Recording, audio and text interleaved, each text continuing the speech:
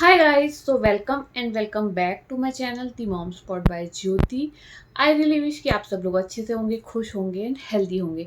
सो आज की वीडियो जो है वो होने वाली है, वैसे तो वीडियो का टाइटल आप पढ़ के समझ ही गए होंगे कि आज की वीडियो में मैं आप लोगों के साथ में शेयर करने वाली हूँ कि what changes I have felt in my self my body in my fifth trimester. तो वैसे तो प्रेगनेंसी का जो पूरा पीरियड होता है वो एक ऐसा पीरियड होता है कि आपको हर मंथ में या हर 1-2 वीक के डिफरेंस में काफ़ी सारे चेंजेस अपनी बॉडी में समझ में आते हैं। बट मैं स्पेसिफिकली बात करने वाली हूँ फिफ्थ मंथ के बारे में कि फिफ्थ मंथ में मैंने क्या क्या जो चेंजेस हैं वो अपनी बॉडी में फील किए। Fifth month means I am talking about my second trimester. So चलिए वीडियो को आगे बढ़ाते हैं। बट वेट, वीडियो को आगे बढ़ाने से पहले अगर आपने अभी भी मेरे चैनल को सब्सक्राइब नहीं करके रखा हुआ है तो जल्दी से कर लो सब्सक्राइब यार, ताकि आप लोग मेरा आगे आने वाला कोई भी वीडियो मिस ना करो एंड आपको मेरे सारे जो वीडियोस हैं उसके लेटेस्ट नोटिफिकेशन ईजिली मिल सकें। उसके लिए आप अपने मोबाइल फ़ोन में बेल आइकन को भी ज़रूर से प्रेस कर लेना।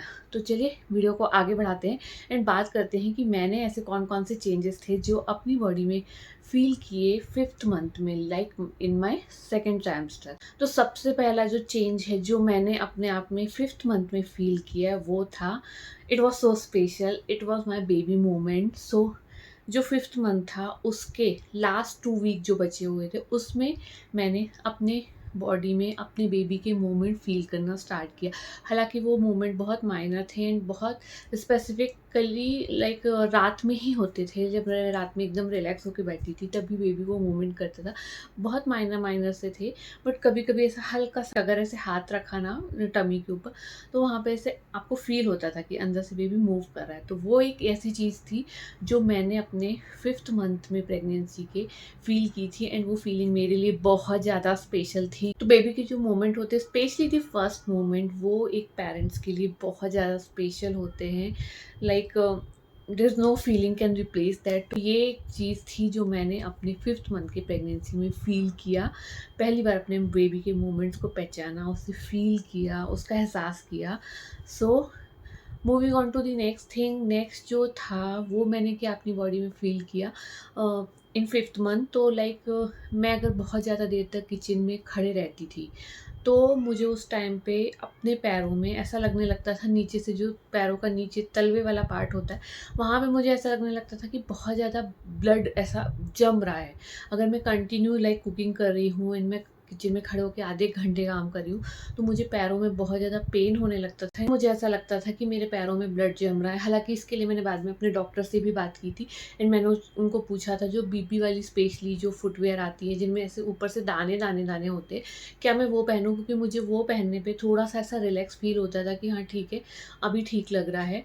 तो वो एक चीज़ थी जो मैंने अपने फिफ्थ मंथ में रियलाइज़ की कि अगर मैं कंटिन्यू एक जगह पे खड़ी हुई हूँ थोड़ी देर के लिए तो मेरे पैरों में नीचे से ना ऐसा लगता था कि ब्लड जैसा जो है वो जम रहा है। सो जो थर्ड थिंग थी जो मैंने अपनी बॉडी में चेंजेस फील किए वो थे कि मुझे फिफ्थ मंथ तक ना बहुत ज़्यादा क्रैम्प्स आने लग गए थे। लाइक स्पेशली जो क्रैम्प्स थे मुझे वो हमेशा नाइट टाइम पे ही आते थे, सोने के टाइम पे आते थे। स्पेशली जब मैं सो रही हूँ, गहरी नींद में हूँ, तो मुझे पैरों में बहुत गंदे क्रैम्प्स आते थे। बट फिफ्थ मंथ में मुझे थोड़े थोड़े ना नॉर्मल बैठे हुए भी दिन के टाइम पे भी एकदम से पैरों में क्रैम्प फील होने लगता था। तो बहुत ज़्यादा क्रैम्पिंग का इशू आने लग गया था मेरे अंदर उस टाइम पे।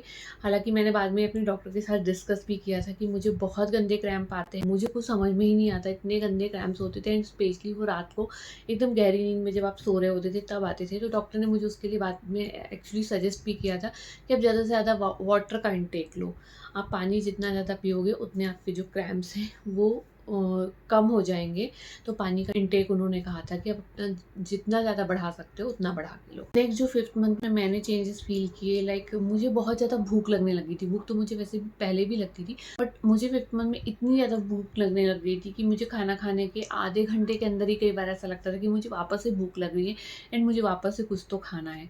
तो ये एक चीज़ थी कि मेरी भूख बहुत ज़्यादा इंक्रीज़ हो चुकी थी फिफ्थ मंथ में। मतलब मुझे बार बार कंटिन्यू कुछ ना कुछ खाना पड़ता था।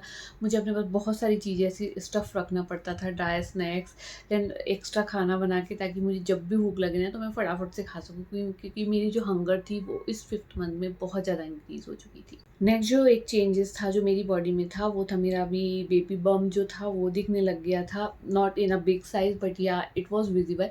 लाइक अगर आपको कोई देखे तो दे कैन से कि या यू आर प्रेग्नेंट। तो मेरा जो बेबी बम्प है वो अभी काफ़ी अच्छे से दिख के आने लग गया था 5th मंथ के टाइम पे। उसके पहले लाइक 4th मंथ तक इतना ज़्यादा कुछ भी विजिबल नहीं था। एंड क्योंकि मैं एक्चुअली बहुत ज़्यादा स्किनी साइड में रही हूँ हमेशा से, तो जैसे ही मेरा बेबी बम्प आना चालू हुआ तो वो ईज़िली लोगों को दिखने लग गया। क्योंकि हमेशा जो लोग स्किनी होते हैं तो वो एकदम से जब उनका वेट गेन होता है तो लोग आपको ऑलरेडी पूछने लगते हैं कि is there a good news. तो या मेरे साथ भी वही सेम हो रहा था। ऑफिस में भी लोग मुझे पूछने लग गए थे 5th मंथ में कि is there a good news. एक और सिम्पटम है जो मुझे उस टाइम पे था, मुझे उस टाइम पे नींद नहीं आती थी ज़्यादा। मुझे ना अगर एक बार नींद डिस्टर्ब हो गई तो मुझे 2-2 3-3 4-4 घंटे तक नींद नहीं आती थी। लाइक अगर मेरी नींद रात में 3 साढ़े 3 बजे के आस-पास ब्रेक हो जाती थी तो कई बार मैं 7 बजे तक भी जागती रहती थी। तो ये भी एक चीज़ था कि मेरी नींद थोड़ी-सी वैनिश हो चुकी थी। उसके बाद मैं दिन में भी नहीं सोती थी। तो मेरी नींद उस टाइम पे 5th एंड 6th मंथ में ना काफ़ी हद तक एकदम से रिड्यूस हो गई थी। लाइक मुझे नींद नहीं आती थी। बहुत ज़्यादा अगर डिस्टर्बेंस हो गया नींद में तो उसके बाद मैं सो ही नहीं पाती थी। There is one more changes which I felt in my body and उसके लिए मुझे लोगों ने काफ़ी ज़्यादा मतलब कॉम्प्लीमेंट भी दिया था। लाइक मेरी जो स्किन थी ना वो बहुत ज़्यादा ग्लो करने लग गई थी। क्योंकि एक तो मेरे गाल इस तरीके से भरने लग गए थे।